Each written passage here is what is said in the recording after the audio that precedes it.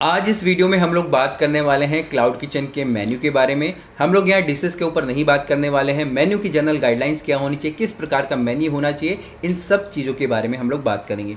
अभी हम लोग कुछ समय पहले रिसर्च कर रहे थे। हम सेम रेस्टोरेंट को अलग अलग सिटीज़ में देख रहे थे। कहने का मेरा मतलब है कि सेम जो रेस्टोरेंट दिल्ली में है, एक बंदा दिल्ली में चेक कर रहा था उनको जोमेटो स्विगी के प्लेटफॉर्म पे, दूसरा जो हमारे एक टीम मेंबर थे वो दूसरी सिटी में चेक कर रहे थे। आप देखेंगे जो भी उनको नज़र आ रहा था वो कम्प्लीटली डिफरेंट था एक दूसरे से। कुछ सेगमेंट्स उनको ऊपर नज़र आ रहे थे, कुछ उनको ऑफर्स नज़र आ रहे थे, दूसरे टीम मेंबर को वो सेगमेंट्स ही नज़र नहीं आ रहे थे, उनको सिर्फ ऑफर्स नज़र आ रहे थे। तो यहाँ पर अगर आप बात करेंगे, ये AI की हम लोग बात कर रहे हैं, क्योंकि जो भी आप सर्च कर रहे हैं उसके हिसाब से स्विगी जोमेटो आपको दिखा रहा होता है। तो इन चीज़ों के बेसिस पे हम लोगों ने इस वीडियो को रेडी करा है। होपफुली आप लोगों के लिए बहुत ही ज़्यादा ये हेल्पफुल रहेगा आपके मेन्यू से रिलेटेड।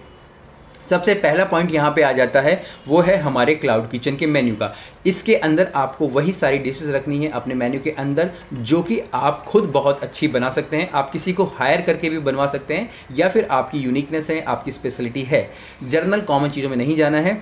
दूसरा, या तो आपको मेन्यू में वो डिशेस रखनी है जो इन ट्रेंड है, जैसे कि बिरयानी इन ट्रेंड है, हमारे चाइनीज़ के जो आइटम्स है वो इन ट्रेंड है। कॉमन जनरल आइटम्स रख कर आपको अपना मेन्यू प्रिपेयर नहीं करना है, नहीं तो फिर आपकी जो आइटम्स है वो सर्च में नहीं आएंगी।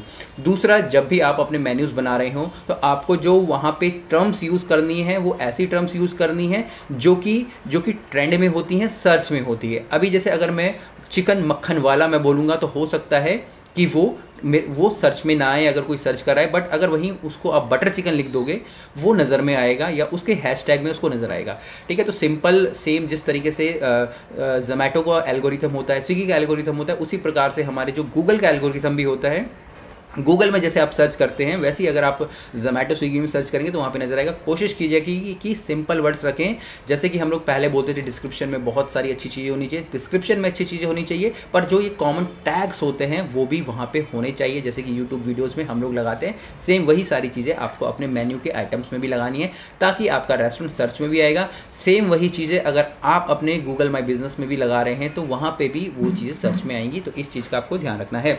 दूसरा, आपके मेन्यू के अंदर 35 से 50 आइटम ही होने चाहिए।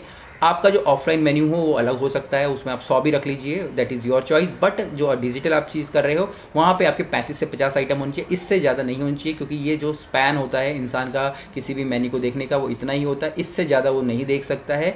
या फिर अगर बोले 1.5 मिनट के अंदर आपका मेन्यू ऑनलाइन बंदे को देख लेना चाहिए। ठीक है, 2 मिनट होता है जब हम लोग ऑफलाइन की बात करते हैं, बट 1.5 मिनट काफ़ी है आपके डिजिटल मेन्यू को देखने के लिए। इस 1.5 मेन्यू में वो डिसाइड कर सकता है उसको कौन सी डिश लेनी है, वो चूज़ कर सकता है, वो पेमेंट करके अपना ऑर्डर प्लेस कर सकता है। वहीं अगर आप उसको ज़्यादा आइटम दिखाओगे वो ज़्यादा कंफ्यूज होगा। ठीक है, और ज़्यादा कंफ्यूज होगा तो फिर वो आपके प्लेटफॉर्म को ही छोड़ के चला जाएगा। तो 35 से 50 डिश और आपका 1.5 मिनट के अंदर आपका मेन्यू इतना ही बड़ा होना चाहिए। इसके बाद आपको ऑफलाइन मेन्यू अपना अलग रखना है, जैसे कि मैंने आपको पहले ही बताया। ऑफलाइन मेन्यू अलग रखने का मतलब है कि अगर आप एक रेस्टोरेंट चला रहे हो तो यहाँ पे आप खाना तो दे रहे हो, साथ साथ आप अपनी सर्विस भी उनको दे रहे होते हो, जैसे कि वेटर्स उनको वहाँ पे सर्व कर रहे हैं, या फिर उनको AC वाली जो सर्विसेज आप लोग दे रहे हो। ठीक है, तो वहाँ पर आपको प्राइसिंग थोड़ा आप ज़्यादा रख सकते हैं। इसके बाद यहाँ पर आपको ऑफर हो गया, डिस्काउंट हो गया, कॉम्बो हो गया, ये सारी की सारी चीज़ें अपने मेन्यूज़ में डालनी पड़ती है। स्पेशली डिजिटली, ऑफलाइन आप ना करो चलता है, बट डिजिटली अगर आप कर रहे हो तो ये सारी चीज़ें डालनी ही डालनी है। आपको दिवाली का ऑफर भी देना है, दशहरे का ऑफर भी देना है, कुछ ना कुछ आपको देते रहना है। ये इंडियन साइकोलॉजी है कि जब तक उनको ऑफर और डिस्काउंट मिलता रहेगा वो सारी की सारी चीज़ें वहाँ पे आती रहेंगी। इवन ये मैं भी ट्राई करता हूँ, हर संडे को हम लोग कुछ ना कुछ ऑफर्स निकालते हैं अपनी सर्विसेज पे, अपने बुक्स पे, और हम देखते हैं हमारी जो सेल्स है अपने यहाँ पे बढ़ जाती है। यहाँ पे प्राइसिंग का भी आपको बहुत ज़्यादा ध्यान रखना है। आपको देखना है कि आपका कस्टमर आपको कितना पे कर सकता है आपकी उस पर्टिकुलर डिश के लिए, या आपने जो उनको मेन्यू दिया है उसके लिए। आपको हमेशा कोशिश करनी चाहिए, एक बैलेंस बनाना चाहिए अपने प्राइसिंग के अंदर। आपको ये भी ध्यान रखना है, क्योंकि जब आप मेन्यू बना रहे होंगे उससे पहले आपको मार्केट रिसर्च भी कर लेनी है कि भाई कौन लोग वहाँ पे रहते हैं, वो लोग किस प्रकार के दिखते हैं, कितना वो पैसा खर्च करते हैं खाने पे, कितनी बार वो एक महीने में या एक हफ्ते में बाहर खाना खाते हैं या ऑनलाइन ऑफलाइन ऑर्डरिंग करते हैं। तो जब ये चीज़ें आपको पता चलती है तो उसके हिसाब से आप अपनी प्राइसिंग को वहाँ पे सेट कर सकते हैं। इसके बाद पैकेजिंग की बात आती है। आपको मेन्यू बनाते समय आपको आपकी पैकेजिंग के भी चार्ज को ध्यान में रखना है। पैकेजिंग के चार्ज को ध्यान में रखने का मतलब है कि भाई अगर आप कोई पैकेजिंग कर रहे हो तो आप अपने पैकेजिंग चार्जेस लगा सकते हो, बट अगर जब आप अपने पैकेजिंग चार्जेस लगाते हो अपने क्लाउड किचन पे तो लोग प्रेफर नहीं करते हैं आपसे लेना। बट वहीं अगर वो चीज़ें आपके इंक्लूड होती हैं मेन्यू के अंदर और कस्टमर को पता भी नहीं चलता है, जब वो कंपेयर करते हैं किसी दूसरे रेस्टोरेंट से कि भाई यहाँ तो पैकिंग चार्ज नहीं लग रहे हैं और यहाँ लग रहे हैं, तो जहाँ नहीं लग रहे हैं वहाँ पे वो जाएंगे। तो आपको ये कंसीडर करना है और सेम अगर चाहें तो आप उन चीज़ों को अपने जो प्राइसिंग के अंदर ही इंक्लूड कर लीजिएगा ताकि आपको उसका बेनिफिट मिले।